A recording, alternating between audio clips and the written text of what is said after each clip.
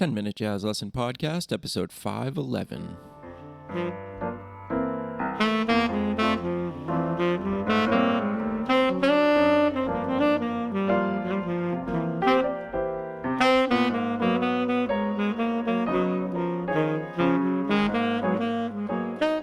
Hey everybody, as always, before we dive into the episode, just wanted to remind you, all of these episodes are available as YouTube videos on my YouTube channel. So just go on YouTube and search for my name, Nick Maynella. It should be the latest video on the channel. So if you want to see any of these examples that I'm talking about, I always put them on screen, and there are always other visual aids for you. Also, all of the stuff that we talk about in these episodes is always available as PDFs with backing tracks, trading tracks, all kinds of good stuff over on our site, Jazz School. Sign up to support the show with a small monthly donation, and you get everything we talk about in a ready-made package so you can start practicing right away. If you want to know more about that, just click the link in the description, and it will take you over to Jazz School. You get signed up, and then you can decide whether you want to support the channel or not. All right, let's get on to the episode. Hey everybody, welcome back to another episode of 100 Essential Jazz Standards. Today we're going to take a look at one of my favorite jazz standards, It Could Happen to You. Written in 1943, Jimmy Van Heusen and Johnny Burke, for a film called And the Angels Sing, but has since become a ubiquitous jazz standard. So if you're new to this series, basically what we do is we break down the chord changes, do a little analysis, we hear them through the lens of that analysis, then we do some kind of exercise, and then I write an etude for everybody. So just kind of a good way to get used to a standard that maybe you've never encountered before. So that being said, let's dive into the analysis. So this is a 32-bar form in the key of concert E flat. At least that's the key that I play it in most often. That's the one that I find gets called the most often with the people that I play with. But you will also see this tune called in a couple of different keys.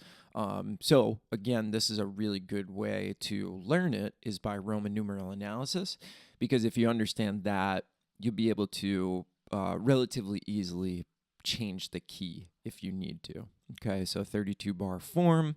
I like to think about it as sort of like a big A, B, but you could also think about it as like A, B, A, I don't know, B prime or C. It's very, very similar. Just these last 8 bars are a little bit different than the second 8 bars. All right, so let's dive in. It's actually pretty simple. You're going to notice that there's not a ton of different colors on this, which means that it doesn't change keys very much. So let's look at the first 8 bars. Very, very simple to understand. So we start with a 1 chord. And then we're going to do all these passing chords. So we're going to go to this sharp 1 diminished, which is going to lead us to a 2 chord. And then we're going to go up another half step to another diminished chord, sharp 2 diminished. And that's going to lead us to back to 1. Then we go to the 4 chord. And then we get this nice 3 to 6. And then we're going to land on a 2 chord, okay?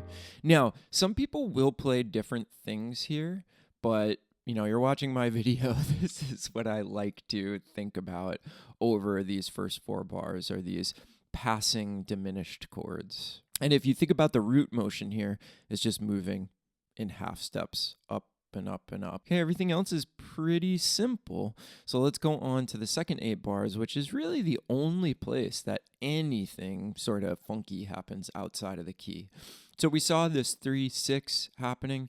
Now we just do a 2, 5, 1. And then here's where this little section happens that is sort of outside of the key. So here's the way that I think about it. Let's listen to it first. So if we land on this 1, and then we have D minor 7 flat 5 to G7 to C minor 7 to F7, then that F7 becomes F minor to B flat 7, which is just a 2-5, bringing us back to 1 for the second half of the tune. So I guess there's a lot of different ways to think about this, but let me just explain the way that I'm thinking about it.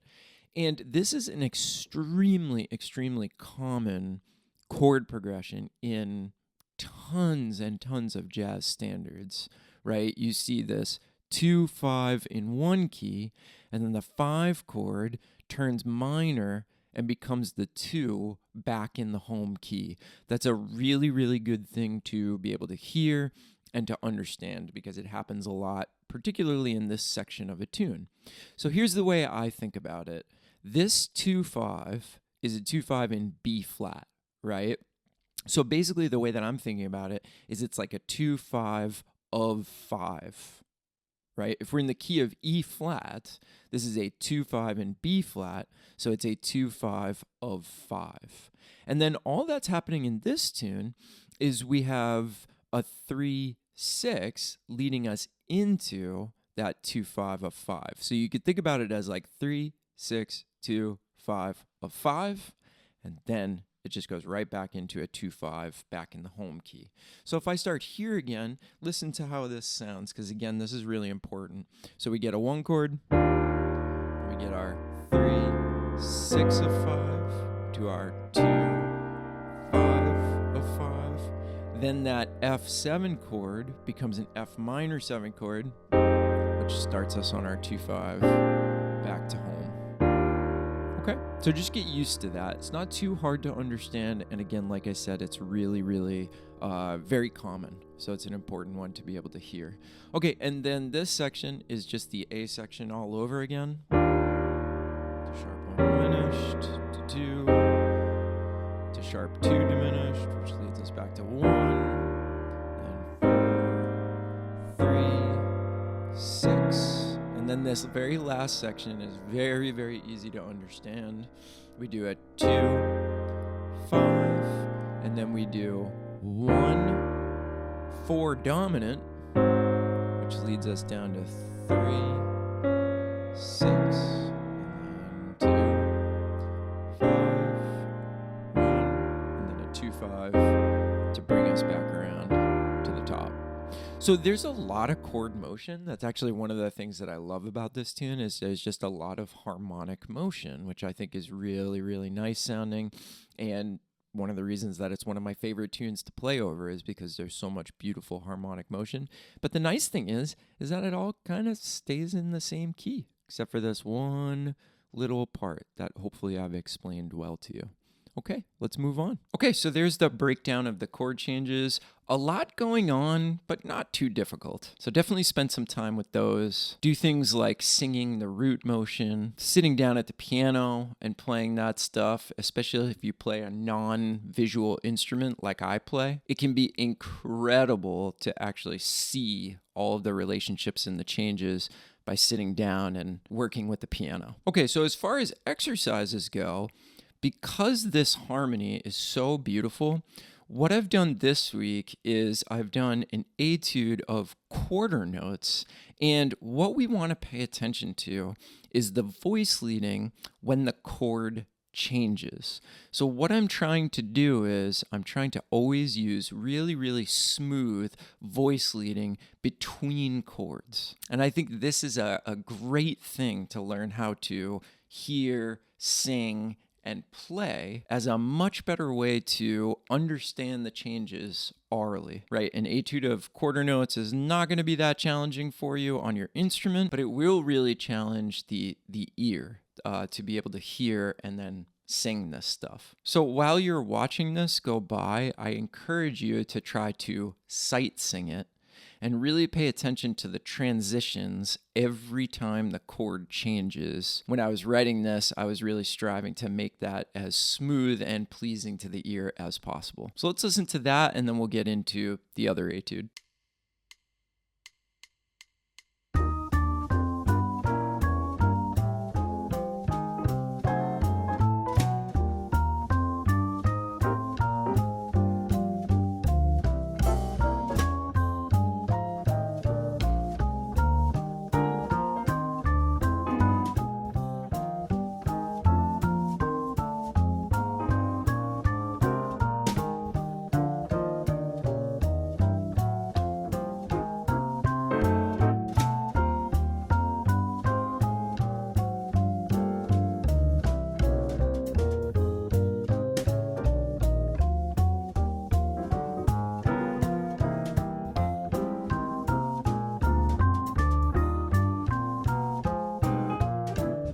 Okay, so there you have it. And I strongly suggest if you really want to learn to play this at a high level, take that etude and really be able to sing it 100% correctly.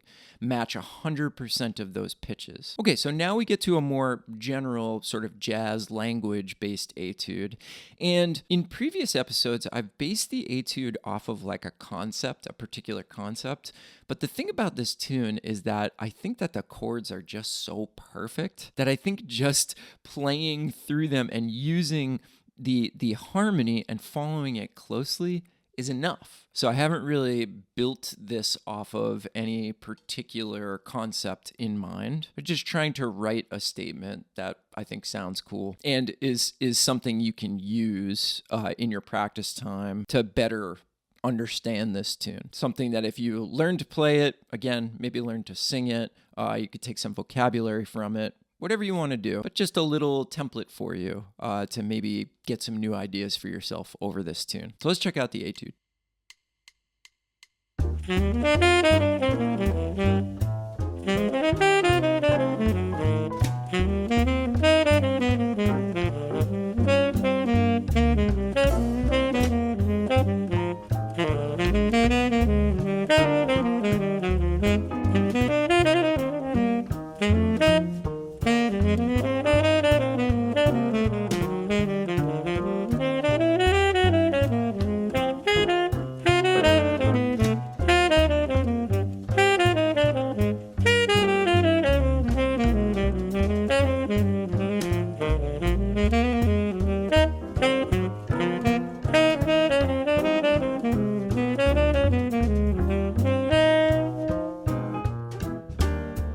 So that's about it. That's It Could Happen to You, one of my favorite jazz standards and one that I think every single jazz musician should know. Now, if you want to get all of the materials that I presented in this video, so you'll get the chord analysis sheet with the Roman numerals, you will get that quarter note etude, and you will also get just the sort of general jazz language etude. Plus, you can get materials for a ton of the other YouTube videos that I've done.